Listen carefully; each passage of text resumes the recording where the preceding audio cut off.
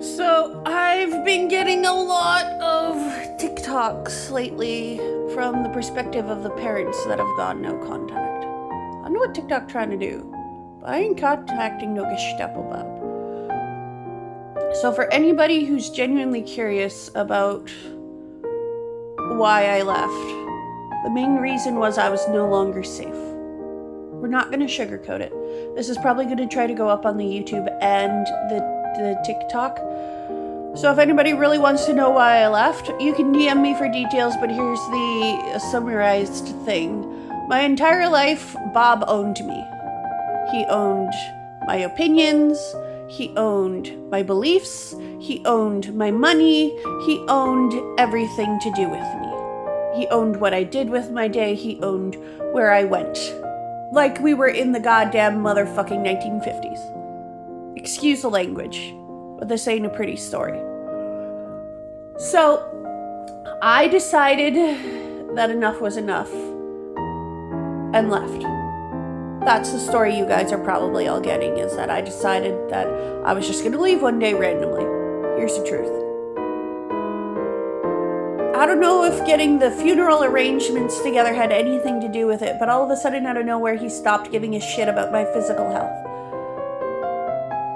There have always been incidences throughout the year where he stopped giving a shit, something serious happened and it brought him back to reality. And he started giving a shit again. The straw that broke the camel's back was the kidney stone incident. Now, those of you outside of the family know it as just the kidney stone incident, but in my head it was the almost appendicitis incident. I was presenting symptoms of appendicitis. I had the stomach pain that woke me up in the middle of the night. I had the pain radiating out from like the belly button region. I had the inability to eat. I had nausea, which those of you who know me is very rare. I'm never nauseous enough to want to throw up. I couldn't sleep anymore because of the pain. I hadn't consumed any dairy in the last 12 hours before then. 12 hours is usually my turnaround time. Sometimes it's 24. I know for sure not within the last 12 hours before waking up. 24, I'm not 100% sure. I'm pretty sure though. I'm like 80% sure we didn't. I'm 100% sure that within the last 12 hours before that woke me up, I had not consumed any dairy. I even tried to sit on the toilet and shit at 3 a.m. That's how bad it was. I waited until 6. Bob had been up for an hour. I waited because he has mood swings, and when he's in a mood, you ain't getting anything, whether that be a nice hello, good morning, or like anything. You're getting grumpy bitch. Not sugarcoating anything anymore. You get grumpy bitch. Grumpy, potentially abusive bitch. I waited a whole hour in agony trying to get myself some medical attention. Went downstairs.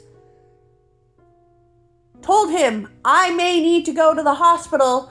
I think it might be my appendix, and was promptly told to go back to sleep. Okay. I do that. And now, with the research that I had, the information that I had, from what I understood is as soon as your appendix explodes, you have a few hours before it becomes septic enough that you're dead. You're just dead. You're just fucking dead. You don't get to the hospital within enough time, you're dead. I had a friend who literally had the same thing happen that told me about it after. It was like, yeah, no, I understand why you panic, because I died. They had to resuscitate me. They had to clean everything out, and then they had to resuscitate me again.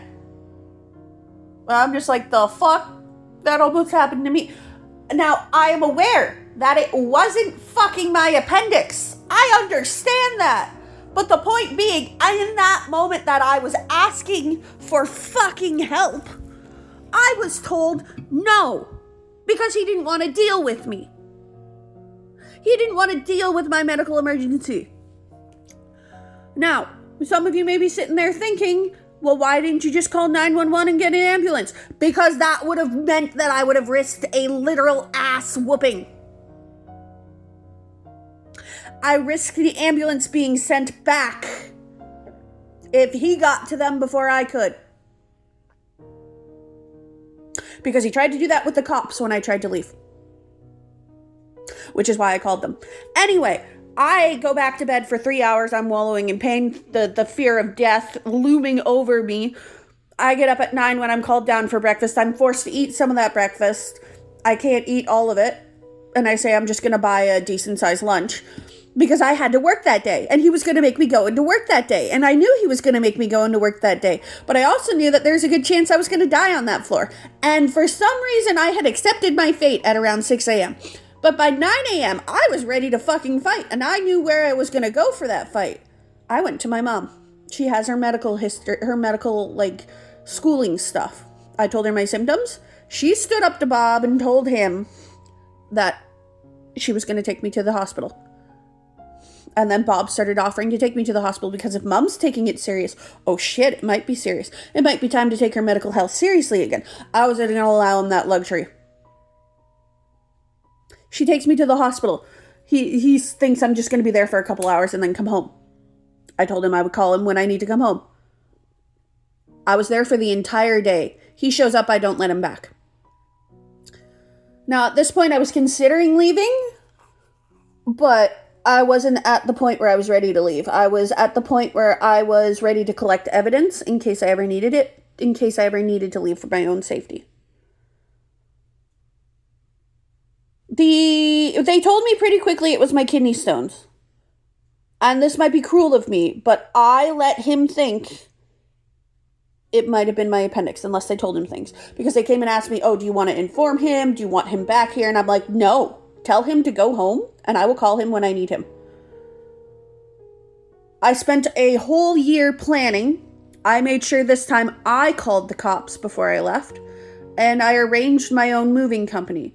Because at the end of the day, whether I'm as handicapped as Bob says or not, whether I had to play along for years or risk an ass whooping because I was too smart or not, whether I was capable of making friends or he should have cut off my internet and isolated me from the outside world like he kept threatening to do, whether I should have been able to make myself my own space in the basement, or whether it was a waste of money when I could have bought him a new car or I could have bought him a new washer or dryer, is irrelevant at this point. All of that abuse is irrelevant. I was no longer safe. And anybody who argues any point against that is taking his side and is taking the side of an abuser. You want the real story? Instead of just ignoring me and pretending I don't exist and just taking Bob's word for it, ask. Because at the end of the day, I was no longer safe. And if your family loyalty is more important than a family member's safety, then I don't want you in my life either. You want the truth? That's the bloody truth. That's the summarized truth. There are more nuanced details. I had to threaten him when I turned 18 after I ran away the first time, and then came back. To call the cops if he ever laid a hand on me again. Why? Because my coworker noticed a bruise on my arm from him.